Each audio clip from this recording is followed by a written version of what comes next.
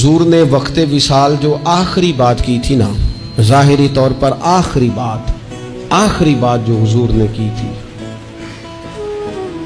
मेरा ख्याल है कि महबूब की तो हर बात हमें जान से ज़्यादा प्यारी है, लेकिन ऐसी बातें जो ऐसे मौके पे की गई जो मौके बड़े नाजुक हैं, उन मौके की बातें तो ज़्यादा काबिल तवज्जो। आखिरी वसीयत जो हुजूर ने फरमाई थी वो दो बातें।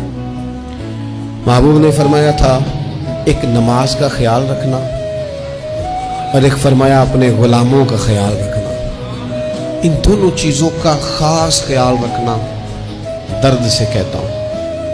उम्मत ने दोनों पर ही तवज्जो कम कर दी। सुस्तियाँ, कमज़ोरियाँ, गफलतें, बहाने, बिला वजह की हीलो हुज्जत। नमाज के मामले में भी मौसम गर्मी का आ जाए या सर्दी का, नमाज 4 बजे हो या 5:30 बजे हो, फजर की सो रहे लोग, समझते ही नहीं बात को।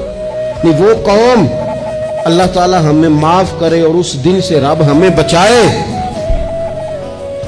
कि जब सारी रात गुजर जाए और नींद ही ना आए। तो उससे बेहतर नहीं कि हम अपनी नींद उस हद तक कर लें जिस हद तक रब रसूल ने हुक्म दिया है। फजर से पहले उठे, नमाज पर तवज्जो करें। आखिर क्या वजह है, कौन सी ऐसी मुश्किल है फजर में आंख नहीं खुलती? क्या मुअम्मा है, क्या मामला है? उठे, बड़ी आसानियां हैं। नमाज पर गौर करें, तवज्जो करें और अपने गुलामों का, मुलाजिमीन का, खिदमत गुजारों का ख्याल करें।